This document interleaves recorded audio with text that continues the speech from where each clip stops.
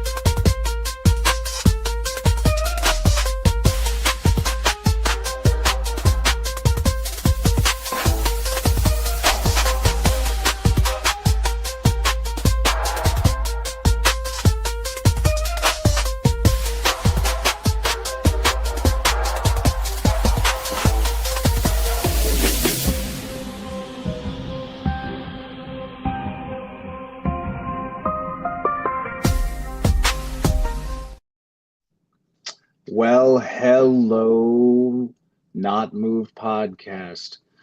My name is Chief 316. This is your NASCAR recap covering the regular season finale, the Coke Zero Sugar 400. Normally I would have Cliff on with me, but he's busy doing real life stuff working. So I had to bring in a substitute with me this week. I got my buddy A-Train. What's up, buddy? How you doing, Chief? Having a good weekend? Yeah, dude, I'm having a good weekend. We've gotten a lot of stuff done around the house today. So uh, now that I got all that done, now I can sit here and recap this race last night. So uh, I wanted to bring you in this week, one, because I know you know of racing, but you're not the biggest fan. But I think that's honestly going to help us this time. So that way we can paint a picture for those, especially who look at it from afar, might be new to racing or something they might want to get into. Yep, So. exactly. My father-in-law watches every single race, and for a long time, I would just sit and watch with him, and I really got to know the sport more. But again, I am super casual when it comes to NASCAR, and watching the race last night was awesome. Like, there's some certain points in the race that I really enjoyed, right? So I think I want to dig into the first thing I was going to talk about is that number 22 car spinning out. Now, something like that, do drivers get upset with something like that? Is it the driver? Is it the guy that bumped him? So as far in the 22 car, you're talking about Joey Logano. So I think as far as that was concerned last night, I personally think that was just a racing incident. You had three cars just kind of criming, just trying to pry for real estate, essentially, just trying to make sure one, if you lift at those at those certain points, you're going to lose a lot of position. So it's hard to lift. One, two, you want to make sure that you can take advantage of every inch you gain on the track. So that's why you noticed between Larson, Bubba, and Logano, of all the moving and shaking and bumping that was going around. I don't remember hearing if Logano was mad, but at the same time, you're talking about three drivers who are honestly already in the playoffs and not having to worry about it at all because all of Team Penske had already made their way into the playoffs. Even their satellite team at the Wood Brothers with Josh Berry made it in. So the only one who was honestly would have been able to help another teammate at that time would have been Larson for the 48 in Bowman, which he made it in, plus with Bubba Wallace, who was trying to help Tyler Reddick, which he also got it. So So I got to ask you, Chief, Logano getting stuck and having that delay where he gets stuck and he couldn't get out of there. How much mhm. does that hurt him come playoff time or just in, standings? So in the standings, so looking at it right now, I think honestly, after all the wrecks that happened last night, he actually moved up a spot anyway. Oh, So okay. we're yeah, so that's the thing is overall, the NASCAR season consists of 36 points paying races. Okay. How the playoff format works is if you win, you're in the playoffs. Now, there were 14 different winners this season. Okay. So, and there are 16 playoff spots. So, two drivers got in on points, and that was Alex Bowman, who legitimately the only reason he made it in was because we had a repeat winner last night in Ryan Blaney. And the other one was Tyler Reddick, who got into a few wrecks last night, but he was actually able to actually still finish the race. So he was able to stay ahead and make sure that he could point his way in. So that part was actually pretty interesting to see. But as far as the race last night is concerned, I really enjoyed watching that race. I didn't see the normal kind of boring, these guys are just kind of saving just to save fuel, just so that way they last until the end. There was a lot of moving and shaking. You saw, especially with the last restart, within 2 laps, Ryan Blaney goes from 13th to first. I haven't seen Crazy. that. I haven't seen that done in a while. Not in this generation of race car.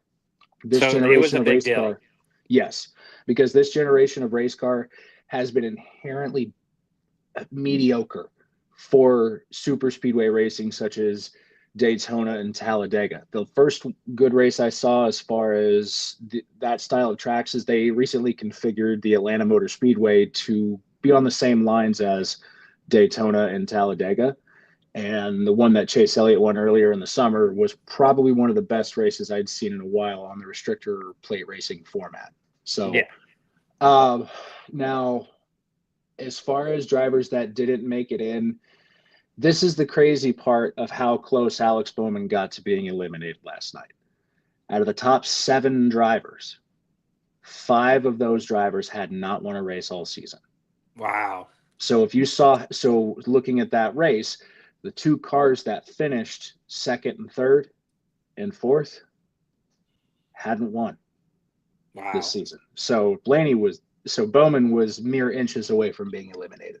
So if we talk like betting and odds and stuff, he was probably not favored to be even close to winning this race, right? Who? Oh, Bowman? Yeah. No, no. He never really has been the greatest restrictor plate racer. And one thing is Bowman wrecked out last night. He wrecked out in that first big 11-car pileup. Yeah. So he was legitimately having his fate be decided by other drivers. Oh, wow. And he went on. They were interviewing him last night in the presser, and I was listening to the Teardown podcast because they're a bunch of journalists and they go over everything. They said they were interviewing Alex Bowman, and he said, "There's nothing more stressful in my life that I've ever been a part of to have someone else's fate in my hands." He goes, I never want to do that again. So that part was very interesting to see, and to say the least. I will say this overall last night, that race was awesome. It had everything. It had action. It had strategy. It was not boring by any means. I will give that its credit. Yeah, I was super excited at the very end of the race. It was like neck and neck. Is it usually that close? I mean, like I haven't watched all season, so Lately, as of at these style of tracks, yes, it's pretty close as far as a game of inches goes. And it's so weird to see how these cars maneuver themselves through the draft and how they can manipulate air, which on the science talk we were going through yesterday on the live, I could go down a rabbit hole with that, but we don't have the time for it.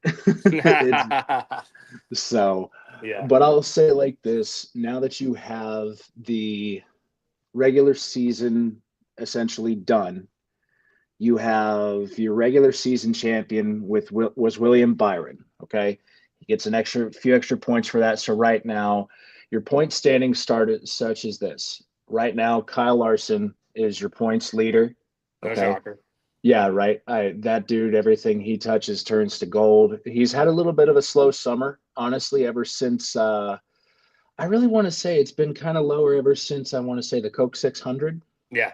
So ever since Memorial Day, they just seem to be in a slump. But they won so many races and were up in the front of the pack so much that they honestly. I'm surprised they didn't win the regular season championship, but it's more or less for other reasons. So you have your top 4 right now in points. You have Larson, William Byron, Denny Hamlin, and Ryan Blaney. Okay. Then after that, you have Christopher Bell. You have Bubba Wallace. You also have, or excuse me, I said that wrong. That was my fault. I read that wrong. That is Christopher Bell, Shane Van Gisbergen, Chase Elliott. Then you have Chase Briscoe. Then you have Bubba Wallace. You have Austin Cindric. You have Ross Chastain. You have Joey Logano. That's your top 12. Okay, and what are Or the excuse points me, that top 14. separate? What are the points that separate? Like what's the point Mhm. differential from like 1 to let's say 7? Like I'm Okay, talking. so right now, as it sits so let me explain this really quick to answer your question. So with the NASCAR playoffs, you have 10 races, in 16 drivers in the playoffs total. So every 3 races, you have 4 drivers eliminated. So right now, quote unquote, the cutoff line is set at 14th, or excuse me, it's set at 12th, excuse me. So right now you have Larson at plus 26 Okay. and William Byron both at plus 26. Okay.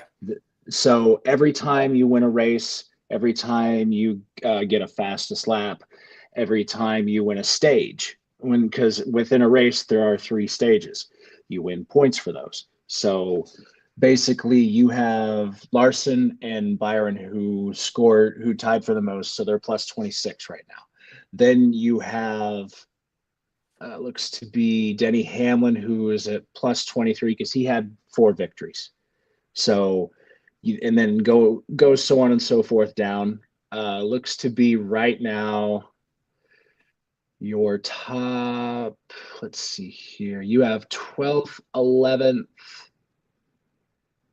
and 10th.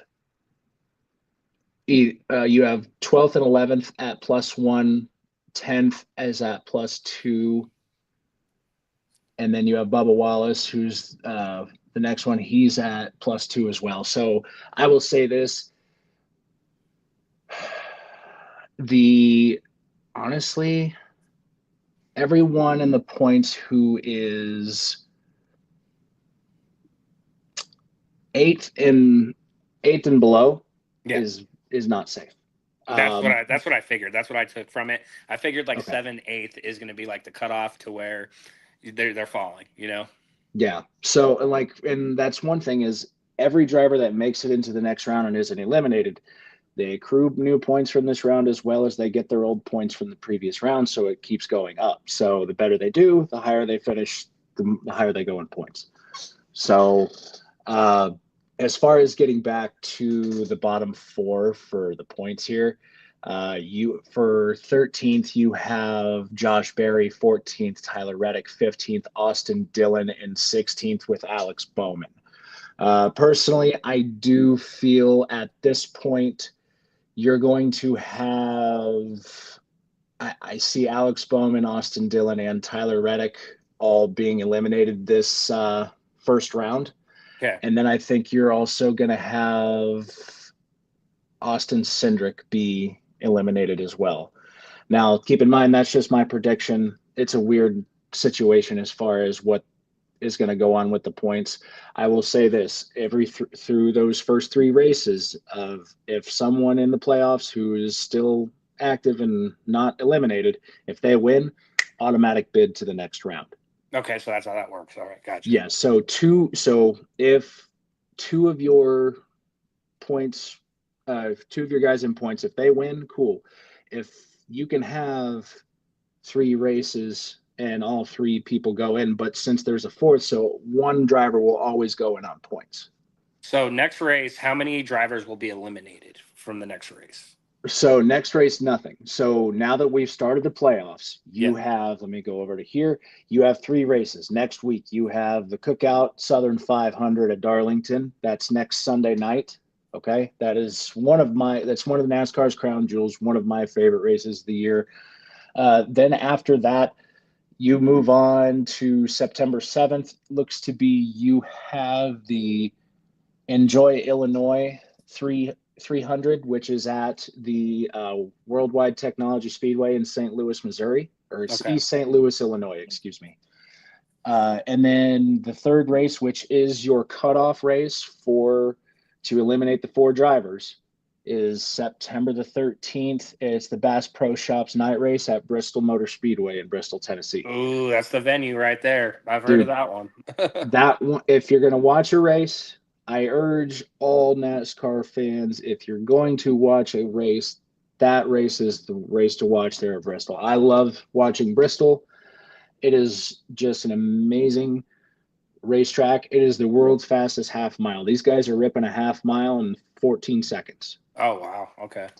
So now moving on past that, you after the next set of three in the playoffs, you have New Hampshire, which in my opinion, I think New Hampshire is the most boring racetrack on the circuit, but we'll go into that later.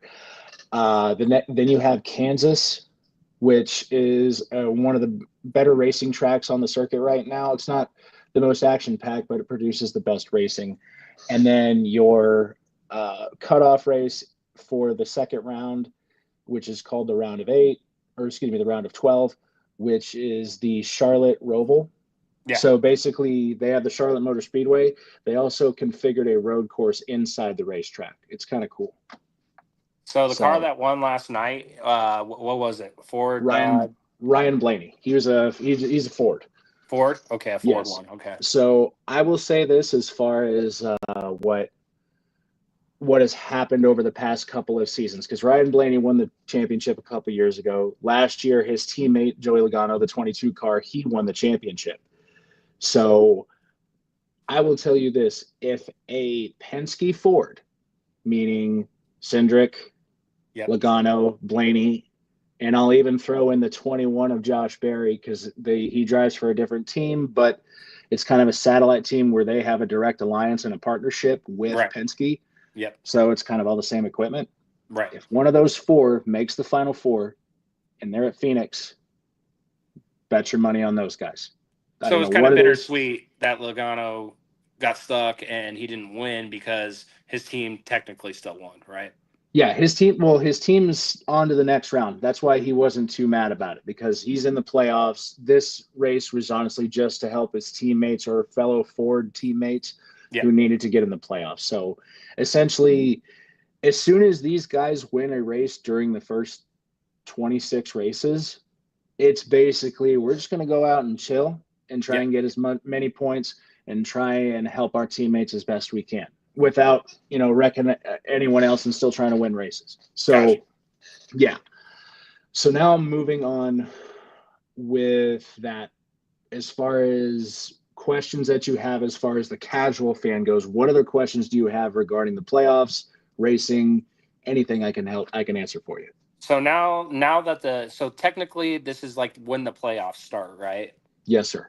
Okay. Yes, sir. So the playoffs start next weekend. This was just the regular season cutoff. This is basically your week 18, and the Denver Broncos just made their way into the playoffs. Right. You know what I mean? So now the playoffs start, and now everything is ramped up. Everything is going to be done by the inch, millimeter. You cannot have a mistake unless if you know you're going to go out and win the next race. Right. Now, how the points break down are you get a certain amount of points per win for first place, second place, right? Yes. So there's 40 cars essentially before you even get towards the stage racing, which is like there's segments within the race. Yeah. Wherever you finish, if you finish first, you get 40 points. Okay. So if you lead the most laps, point. If you get the fastest lap, point. And then after that, it's like you get more than if you win a stage, you also get a playoff point. So like in the races now, they have segments. They're called stages. So last night, I think the first stage was like 35 laps. The second stage was like 60, and then the next one was like 65. It was something small like that. So that way, one, they can spread it around. Two, it gives you something to race for within the race, just so that way you're not just riding around like it's a Sunday drive. Now, not biasly, because I know Chase Elliott's your favorite driver. Who, if I was a betting man, who would I think is going to win it all? Right now, I'm not going to say it's my guy because he's had his ups and downs. So I'm going to I'm going to steer clear of Chase Elliott. I do hope he wins the championship, but there's a lot of good talent out here right now. Honestly, I would either go Christopher Bell or Kyle Larson. Those dudes have been absolutely going crazy all season long. And do you remember? I mean, okay, so you used to watch it back in the day a little bit here and there. You knew about Earnhardt Sr. Yeah. And how it took him forever to win the Daytona 500. I just feel a championship is going to escape Denny Hamlin. He's not going to get one. I don't know why. As far as something always happens to Denny Hamlin in the playoffs. Yeah, I've heard that, and I've talked to, joining in your lives and talking to other, racing fans that we talk to on the lives. That's what I've heard is like the ongoing theme is this guy seems to not pull it up when he needs to. Yeah. So, and that's the thing he's made it to the Final Four and just got out driven. That's the reason why. That's where I started coming with the mantra of if you get a Penske Ford at Phoenix and they're in the Final Four, bet your money on a Penske Ford. And that's what I was going to say. He's always the bridesmaid, never the bride, right? Yes, that is 100% true. But other than that, man, I am just excited for the playoffs. I will say this, I did tell you earlier about who I think is going to be eliminated first round. A lot of people are going to probably go against what I had to say because I do believe Shane Van Gisbergen is going to the next round and can honestly go to the third round. Wow. So the reason why I say Shane Van Gisbergen can do that is because he's already plus 16. As long as he doesn't completely ruffle any feathers and keeps his nose clean, he'll be able to point his way in because he's essentially about half a race ahead. So as long as he doesn't wreck or have anything catastrophic happen to him, he can make it into the round of 8. And in the round of 8, there's a road course. And that man has got all 4 of his wins on a road course this year. And if you have Shane Van Gisbergen at a road course, if you're going to bet on him. So that's the one, I guess, crazy thing that I see happening. But as far as him making the Final Four, it's not going to happen. So if I was going to put money down, Penske Ford's probably a good bet, huh? Yeah, Penske Fords or Christopher Bell at a Joe Gibbs Toyota. Okay. So those would be honestly my 2 now that I'm thinking about it. To translate it to football, you have those teams in the AFC and NFC who just kind of coast. And then as soon as the playoffs hit, they just flip a light switch. Yeah. Same concept. Same. Okay, got it. So thanks for breaking this down to me, dumbing it down a little bit for me. Hey, man, I have no problem doing it. So that's why I always say if anyone's got any questions, they can always hit us up. But I think, do you have any more questions for me regarding the playoffs or last night's race or anything? No, I think I need to start picking a new racer. Martin Truex Jr. was my guy, and I need a new racer. So now I'm getting back into the game. I definitely need to pick someone. I like Larson. I always watch his car. Logano, right? Some of the big names. Bo Wallace. Don't do Logano. Just don't. No. Why don't we like Logano? We just don't. Okay. he's that guy that he's that guy that just NASCAR fans just love to hate kind of a thing. Okay. So basically ever since Kyle Busch went back to Chevy, everybody doesn't like Joey Logano anymore. So he's like the new Tony Stewart or what? That was his own class. Tony Stewart was the master at that. But I will say this, Chase Briscoe, who drives the 19 car, that's Martin Truex's old ride. Oh, okay. Gotcha. So same sponsors, same everything, just different driver. Right. So if you're wanting to stick with that, you can. Also, we got plenty of room for you over in the 9 camp with Chase Elliott, just so you know.